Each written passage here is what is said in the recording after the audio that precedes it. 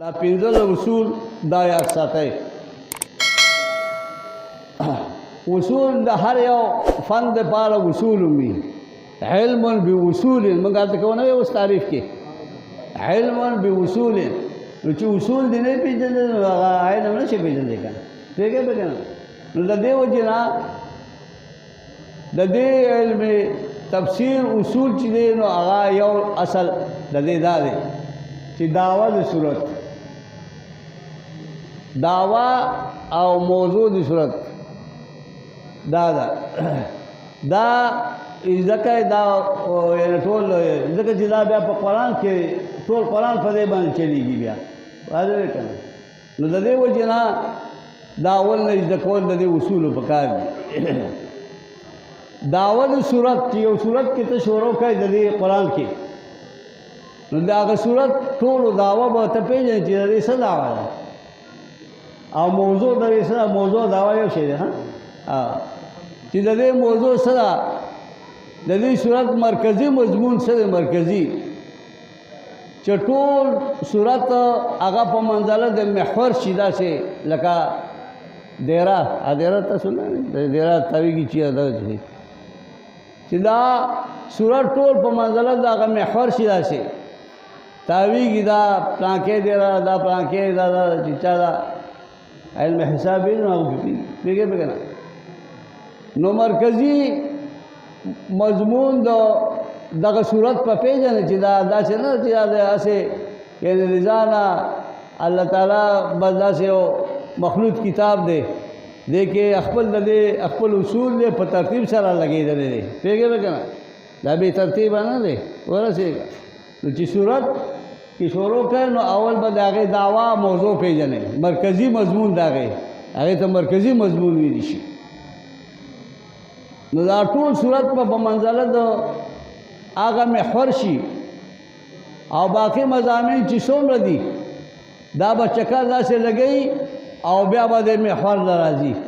د دعوې له به بیا داسې راځي په دې طریقې پوهېږئ پې که نه هغه یوه دعوه به وي لکه صورت بقره شوله او څومره اوږد صورت دی خو لیکن دا د اول نه د الف لام میم نه تر اخره پورې صورت آل عمران نه پورې د دې یو محور دی یو دعوه ده یو موضوع ده پوهېږئ پې که نه او هر مسله چې پکې ذکر کېږي نو ته دا اعتراض کول چې د دې د محور سره څه مناسبت دی د دې د موضوع سره څه مناسبت دی د دې نو هغه یوه موضوع چې ده هغې ته به د ټولو مسایلو رجع کېږي پوهېږئ پې که نه نو هله به ته نو دا کتاب داسې کتاب دی چې هغه ځای ته رسېدلی نه نو خپل هغه موضوع به دې ثابتوي په مختلفو دلایلو سره واضح که نه په مختلفو طریقو سره بعضې وخت کې به تا ته د هغې مناسبت معلوم نه وي هغې به مناسبت وي واضح که بغیر د مناسبت نه الله تعالی یعنې داسې بې ترتیبه کتاب نه دی جوړ کړی دا داسې ترتیب والی کتاب نو د دې وجې نه هر یو مثال او هر یو په صورت کې چې کوم مثال لاړې د هغې به هم د هغه موضوع سره مناسبت وي پوهېږئ که نه د هغې مثال داسې دی لکه ځمکه کې ته تخم وغورځئ او هغه تخم د غنمو تخم وغورځئ نو ټول غنم کوي که نه کوي هم هغه یوه موضوع به هغه یو غنم به وي پوهېږئ که نه هغه به راخېږي نو د دې موضوع مثال داسې دی واضح نو موضوع او دعوه د صورت دا د اصولو د قرآن نه ده قرآن اصول په دې باندې روان دي اول د ویښ نه یو پېژنئ چې تاسو ته پته ولګي دویم اصل د قرآن دلیل دی دلیل دویم اصل د قرآن دلیل معنی دا شو چې یو موضوع ته کېږي دی نو هغې دپاره به دلیل راوړی که نه به راوړی لکه ته وایې چې دا پلانکی موضوع باندې زه بحث کوم نو هغې باندې به دلایل پیش کوې که نه نو دویم موضوع د قرآن دلیل دا دلیل چې دی دا په دعوې باندې ثبوت دپاره چې دا زما دا دعوه چې دا په دې صورت کې لکه دا صورت ته دې کې دعوه زما چې کومه ده نو هغې دپاره به دلیل پیش کوي پوهېږئ پې که او دلیل بیا په څلور قسمه دی په څو قسمه دی څلور قسمه دا یو اصل دی دلیل خدا بیا په څلور قسمه دی دلیل عقلی محضه یعنی محض دلیل بس نور پکې څه نه وي خو هغه دعوه د صورت هغه ثابتېږي په دلیل عقلي سره پوهېږئ په کنه دلیل عقلي محضه او دلیل عقلي مع اعتراف من الخصم هغه دلیل چې هغه په هغې باندې خصم چې دی یعنې ستا مقابل هغه اقرار کوي چې او دا خبره داسې ده پوهېږئ نو دې ته ویلی شي دلیل آخري دلیل راړی او هغه وایي چې خصم ستا هم دا په دې اقرار وکړي دي لکه اوس دا به بیا وروسته دا اصول چې تاسو یاد کړئ دا په قرآن کې راځي او ورته وایم چې دا دلیل آخري دی دا دلیل کوم آخري دی دلیل آخري محضه دی یا دلیل هغه چې هغه اعتراف من الخصم دی پوهېږئ به که نه دا نو دلیل لکه دو دا وایي دا خصم هم دا وایي چې ته دې تپوس وکړې چې من خلق السماوات والارض دا ځمکې اسمانونه چا پیدا کړي دي نو دا خو دو په خپل لیقولون الله نه وایي حافظان یې که نه حفظ الله شته که نه لیقولون الله نو دا دې ته وایي چې دلیل اعتراف من الخصم خصم په هم دا چېره دا او ځمکې اسمانونه خو الله پیدا کړي دي پوهېږئ پوهېږئ دې ته وایي چې دلیل عقلي او دا دلیل عقلي دي چې ځمکې اسمانونه هغه هم وي موږ هم وینو په عقل سره معلومېږي دا خو شته که نه ځمکې اسمانونه شته او پیدا کړي چا دي الله نو چې الله پیدا کړي نو د الله وحدانیت ومنئ که نه هغه سره شریک ولې پیدا کوئ واضح نو دا اعتراف من الخصم دی هغه په خپله به دې باندې اقرار کوي واضح دی دغه نو دویم دلیل هغه دلیل عقلي مع اعتراف من الخصم دی دریم دلیل عقلی یعنی نقلی دریم دلیل نقلی دی دلیل نقلی چې په قرآن حدیث سره په حجت سره هغه ثابت شوي وي نو دې دلیل څه ویل شي نقلی هغه عقلي د عقل نه معلومېږي دا نقلی دي پوهېږئ به که نه او څلورم دلیل وحی دلیل وحی د وحی په ذریعه سره د پیغمبر په سنتو په حدیثو په ذریعه سره شی ثابت کړه واضح دی که نه نو دا دلایل دا یو د اصول د قرآن نه دلیل دی او دلیل بیا په څلور قسمه دی کم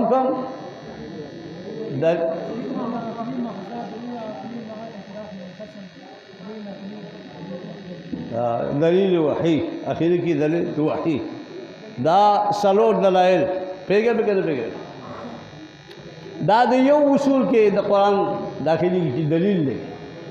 دا بیا دلیل کې دننه څلور قسم شو پوهېږئ دا د هر یو اوس کې دا زه تاسو ته مثالونه وښیم بیا پرې وخت ډېر تېرېږي دا به خدا یادوئ بس چې دا اصول دي دا قسمونه دي دا یاد کړئ ښه صحیح ویلي کړئ بیا یاد کړئ چې بیا په قرآن کې کوم ځای کې راځي زه به دا دلیل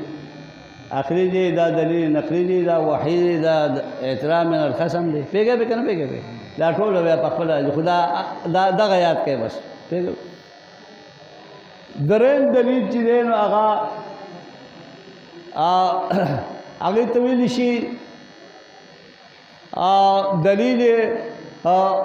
تنویر علی الدعوه تنویر علی الدعوه په دعوې باندې روشنايي غورځول لکه چې ته اوس فرض کړو یو دلیل په خپلې دعوې لپاره پیش کړې چې دا دعوه داسې ده او پوه شي چې یاره دا زما دا مخاطب چې دی دی څه دی دی په دې باندې لا شک کې دی لا سم پې پوه نه دی نو هغې باندې تنویر پیش کړي پاسه یعنی بل دلیل هغه دلیل پې پاسه بل پیش کړي پوهېږئ به که نه پاس د دې خبرې چې دی په دې باندې ښه په واضحه طریقې سره څه شي پوه شي به که نه لکه قرآن کې په خپله اصول څه راځي لکه الله تعالی یا ایها الناس اعبدوا ربکم الذي خلقکم پوهېږئ به که نه عبادت کوي دا هغه رب چې تاسو پیدا کړي نو چې تاسو پیدا کړي نو دا دلیل روشن که نه په عبادت الله باندې پوهېږئ به که نه پوهېږئ بیا ورپسې څه وایي الذي والذین من قبلکم کم خلک چې تاسو نه مخکې پیدا کړي دا دې ته دلیل تنویر ویل شي دا تنویر د دعوی دی دعوی نور هم واضح کړه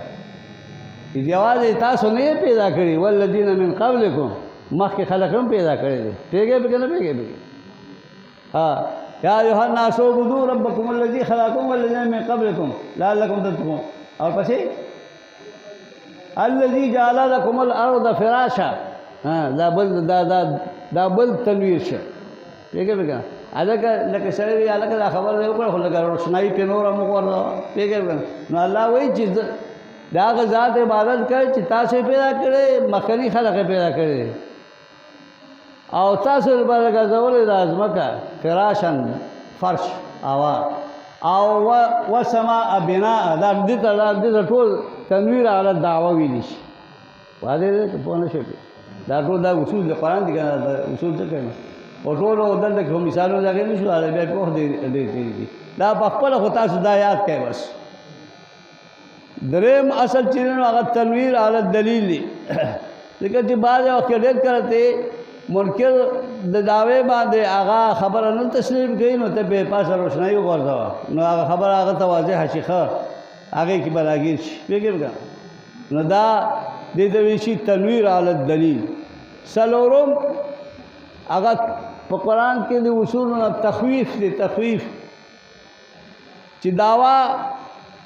منون کې لپاره په قران کې ځای په ځای الله تعالی دا ذکر کوي چې کتا دا کارونه کو نو ته واسه شي ته په دنیا کې تعالی ودا عذاب درکړي شي په آخرت کې وتعالى دا عذاب درکړي شي نو دې ته تخویف ویل شي پیګه نو دا تخویفات دام د اصول د سره دی قران دی تخویف بیا په دوه قسم دی یو تخویف دنیوي دی یو تخویف اخروی دی نو په دنیا کې چې ولدم کې ورکړي شي نو هغه د تخویف دنیوي ویل شي او چې په آخرت کې وی چې ته ولا سم عذاب کېږي نو هغه تسوي دي شي تخفیف او قوي وي دي شي نو دا څو قسم د اصول نه شو ها ضرور شو کنه او پنځم د اصول نه هغه تبشیر دی بشارت پیګر په قران کې بشارت هم راځي د تخفیف په مقابله کې بشارت لکه ته یو حکم د الله ومني نو هغه تا ته بشارت درکول شي خوشخبری به درکول شي او چې وې نه مانه نو بیا تعالی دا تخفیف درکول شي نو دا هم دا تبشیر هم په دوه قسم دی یو تبشیر دنیوي دی یو تبشیر اخروی دی ها بعض وخت به په دنیوي بشارت درکړي شي لکه الله تعالی فرمایي چې اذا جاء نصر الله والفتح رأيت الناس يدخلون في دين الله افواجا پیګه نو دا تبشیر دنیوي دی ها چې کله امداد ته حاصل شي نو خلق به ټول داخلي کې ډلې په دین کې نو دا دنیا سره تعلق لري ها یې تعالی الله تعالی سره درکې فتح بدل کې کامیابی وته درکې نو دې ته ویل شي تخفیف دا دنیوي تحفیظ دی او لك ان الذين امنوا وعملوا الصالحات لهم جنات تجري من تحتها الانهار دا بشارت څه دی خو بشارت پیګه نو بشارت هم په دوه قسم شته یو دنیوي شو یو اخروی شو نو د دې وجنه دا پنځم د اصول د قران نه به تفسیر بیانېږي بشارت پیګه دا بشارت کوم ځای کې چې اوس په قران کې راځي چې دا تاسو یاد دي تاسو وایي چې دا یو د اصول قران نه بشارت هم دی نو دا شپږم شکوا په قران کې او جمشان کې بعضو کې دعوا الله تعالی یو دعوا خپل هغه ثابت کی او دا هغه باوجود دعا دعوا ونه مانی او مخالفت کې عینات حسدن هغه ونه مانی چې ونه مانی نو الله تعالی به شکو کې باغې کې د دونه بیا شکو کې چې ګوره ما تاسو دا وې او تاسو د هغې جواب ما هم وکړه تاسو بیا سره د هغې نه تاسو دا عمل کوئ نو شکوه ده که نه لکه ته یو سړي ته نصیحت کوي هغه د هغې نه نه اوري یا د قصد نه هغه کار کوي نو دا ته ورته وایي چې تا کې بلکل زما دا نصیحت هم اثر نه کوي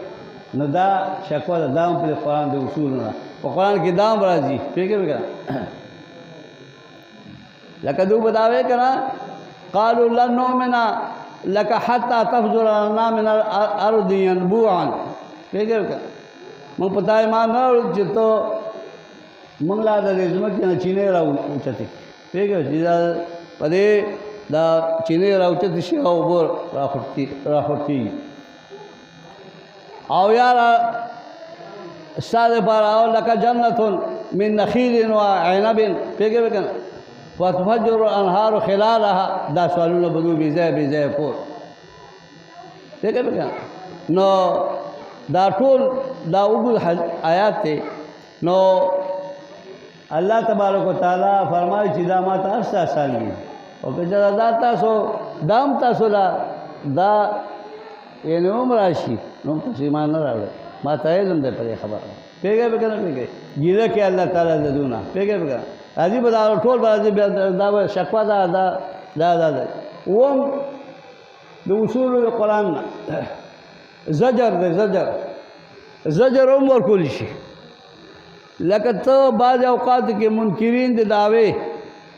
هغو ناجایز حرکت وکړي او غیر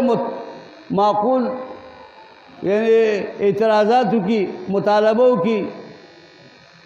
نو د دې الله تعالی هغه له زجر ورکوي بیا رټنه زجر څه ته وشي رټنې ته زورونه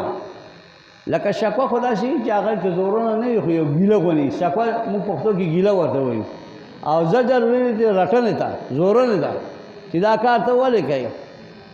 زه ته داسې یم ته داسې نو د دې وجې نه دغه ته زجر دا هم د اصولو د قرآن نه دی زجر او بل څه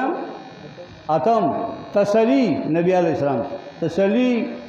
یا مومنانو ته یا دغه رنګې رسول الله صلی الله علیه وسلم ته چې هغه قوم ډېر مخالفت شروع کړي دعوی توحید وړاندې کړي او هغو منکرین هغو دعوی مختلف قسمه مصیبتونه پیغمبر ته شروع کړي یا مومنانو باندې مختلفه تکلیفونه راوړي په کار دی چې دوی خو ایمان راوړی وي لیکن هغو تکلیفونه شروع کړي نو د دې وجې نه دی بیا الله تعالی تسلی ورکړي چې مه خفه کېږئ یوازې په تا نه په مخکنو پیغمبرانو هم تېر شوي د هغو باندې دا تکلیفونه تېر شوي د قوم د لاسه پوهېږئ به که د دې هم ډېر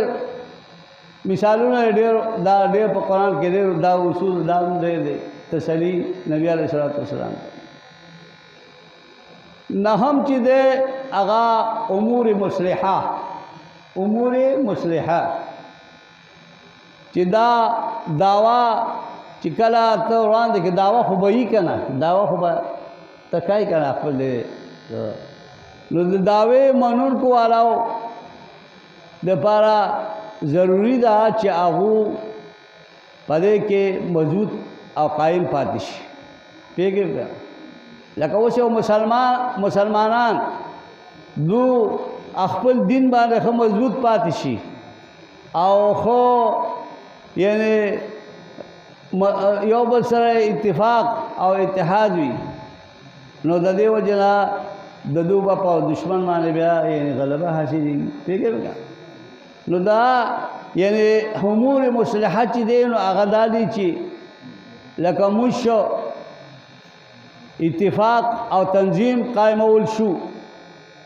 نو دا ټول چې دی دا د امور مصلحو نه حسابېږي پوهېږئ که لکه سړی باندې یو تکلیف راشي او هغې دپاره انسان اودس وکړي لکه نبي علیه السلام به داسې کول که نه چې کله په یو تکلیف راغی نو اودس به یې په څلور رکعته لمونځ به یې وکړو دعا به یې وغوښتله الله تعالی دې ته امور مصلحه ویلی شي پوهېږئ به که نه یا لکه لږ تلاوت وکړئ دعا وکړئ په دې طریقې سره دا امور مصلحه دی دا ټول پوهېږئ به که نه موږ شو روزه شوله حج شو دا امور مصلحه دي نو دا د اصلاح د باطن په دې سره هم راځي او د ظاهر هم راځي په دې سره چې څومره سره مونځ او دس روزې دانی شي او حج کوي نو د سره دا امور مصلحات چې تلاش کوي نو د سره د انسان هغه یعنی کمی چې راشي په احکامو کې نو هغه کې د نورم دو یو بل سره لکه اوس حج لته لاړې او د ټول اطرافو د عالم نه د مخلوق راغون شوی دی او تاسو ولته کې غون شي په یو ځای کې مونږ کې جمع ودرېږي او دعاګانې غواړئ دا امور مصلحه دي که په څه پته لګي چا دعا په هغې کې منظورېږي نو دا هم د امور مصلحونه دی حج روزه نیسي تقوا ستا کې پیدا شوله یاره هلکه ټول کور والا ټول روزې ونیسي موږ باندې دا تکلیف راغلی دی الله تعالی هغه لري چې دا امور مصلحه دي چې په قرآن کې دا هم ذکر کېږي ټول دا ذکر کېږي حج روزه مونځ دا ټول ذکر کېږي په قرآن کې دا د قرآن د اصولونه دا هم دي رسې په کنه رسې لسم د امور مصلحونه کومه اندماج او تمشي ادماج